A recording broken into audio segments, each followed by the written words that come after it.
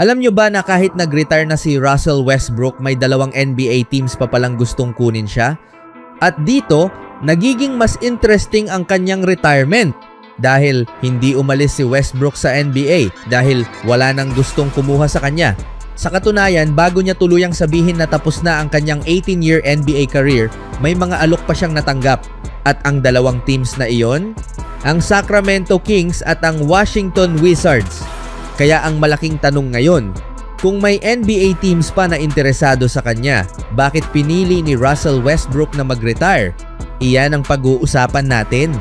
Matapos ang 18 seasons sa NBA, opisyal nang inanunsyo ni Westbrook na tapos na ang kanyang basketball career.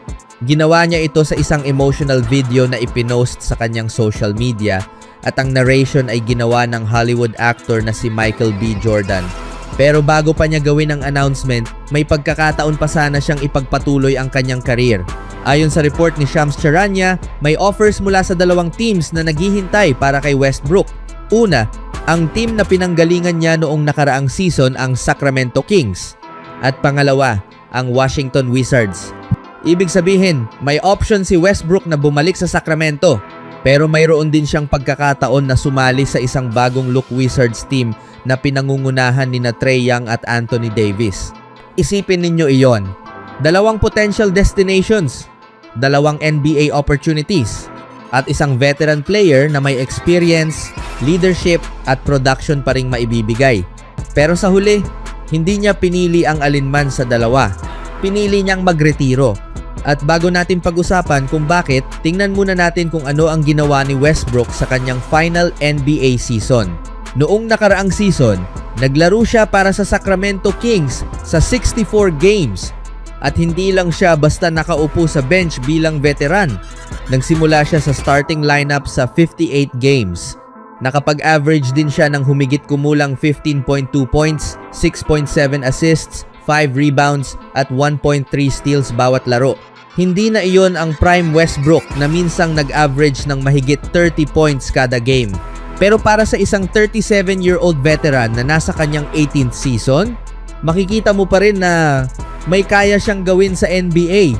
At mas importante, mayroon pa rin siyang experience na mahirap hanapin. Pero ang Kings mismo ay hindi naging successful noong season. Nagtapos sila sa record na 22 wins at 60 losses na naglagay sa kanila sa 14th place sa Western Conference. Kaya kahit may production pa si Westbrook, hindi rin naging ideal ang ending ng kanyang final season pagdating sa team success. At dito natin kailangang balikan ang simula dahil ang story ni Russell Westbrook ay hindi lang tungkol sa kanyang final season. Nagsimula ang lahat noong 2008. Fourth overall pick si Westbrook sa NBA draft. Originally, siya ay napili ng Seattle Supersonics. Pero bago pa siya makapaglaro sa Seattle, lumipat ang franchise sa Oklahoma City at naging Oklahoma City Thunder. At doon nabuo ang isa sa pinaka-iconic na young core sa modern NBA. Imagine this, Kevin Durant, James Harden, Russell Westbrook, tatlong future MVPs na nasa iisang team. At noong 2012, umabot sila sa NBA Finals. Napakalapit na nila sa championship. Pero ang kalaban nila, ang Miami Heat na pinamumunuan nina LeBron James, Dwayne Wade at Chris Bosh. At sa huli, natalo ang Thunder sa 5 games. Pagkatapos noon, unti-unting nagbago ang team. Na-trade si James Harden sa Houston Rockets. Pero nanatili sina Durant at Westbrook bilang pangunahing stars ng Oklahoma City. Hanggang sa dumating ang isa pang malaking pagbabago. Umalis si Kevin Durant at sumali sa Golden State Warriors. At sa puntong iyon, pwede sanang piliin ni Westbrook na umalis din. Pero hindi. Nanatili siya sa Oklahoma City. At doon dumating ang isa sa pinakamalaking individual seasons ng kanyang career. Noong 2016-17 season, naging NBA MVP si Russell Westbrook. At hindi lang dahil sa pangalan niya. Ang numbers niya noon ay halos parang video game. 31.6 points, 10.7 rebounds, 10.4 assists bawat laro, triple-double average. At iyon ang season kung saan tuluyang naging synonymous ang pangalan ni Westbrook sa triple-double dahil sa kanyang athleticism, aggression, at relentless style of play. Naging isa siya sa pinaka-unique na players ng kanyang generation Pero ngayon, halos isang dekada matapos ang MVP season na iyon, dumating na ang kanyang final decision. At ang nakakagulat, may offer pa siya. Hindi siya forced out. Hindi siya walang mapuntahan. Hindi rin ibig sabihin na wala ng value si Westbrook sa NBA. May Sacramento na gustong bumalik siya. May Washington na nagpakita rin ng interest. Pero pinili niyang sabihin, tapos na? At marahil iyon ang pinakamalinaw na indication na ang retirement na ito ay personal decision. Hindi ito simpleng desisyon tungkol sa basketball. Maaaring naramdaman niyang sapat na ang 18 seasons. Sapat na ang mga awards. Sapat na ang mga playoff battles. Sapat na ang mga highs at lows. At higit sa lahat, sapat na ang kanyang naibigay sa laro. Kung tutuusin, napakarami ng naranasan ni Westbrook. Mula sa isang 4th overall pick, naging all-star, naging scoring champion, naging MVP, naging triple-double record breaker, naging mukha ng Oklahoma City, at nakapaglaro para sa maraming NBA teams bago tuluyang dumating sa kanyang final season sa Sacramento. At ngayon, mayroon siyang pagkakataong umalis habang siya mismo ang pumili. Hindi dahil pinilit siya, hindi dahil wala ng offer, kundi dahil siya ang nagdesisyon na panahon na para sa susunod na chapter. At iyon marahil ang pinakamahalagang takeaway sa retirement ni Russell Westbrook.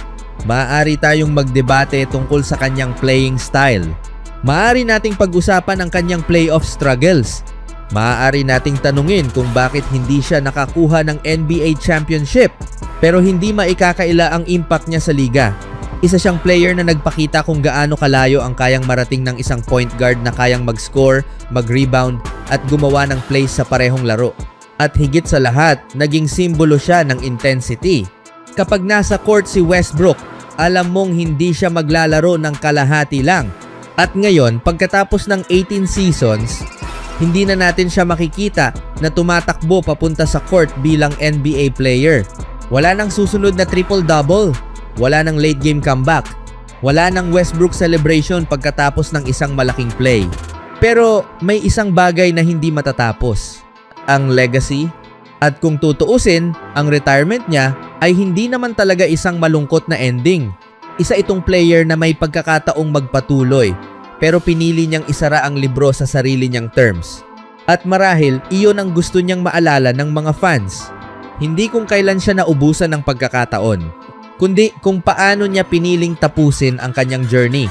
Kaya ngayon, gusto naming malaman ang opinion ninyo. Kung ikaw si Russell Westbrook at may offers ka pa mula sa Kings at Wizards, maglalaro ka pa ba ng isang season o pipiliin mo rin ang retirement? At kung naging fan ka ni Westbrook mula Oklahoma City days hanggang sa kanyang final season, siguradong marami kang memories na hindi basta-basta makakalimutan. Dahil matapos ang 18 seasons, isang chapter ng NBA history ang opisyal nang nagsara. Russell Westbrook is retired. Pero ang legacy ng isang MVP, 9-time All-Star, at isa sa pinakamagaling na triple-double players na nakita ng NBA, iyan ang mananatili.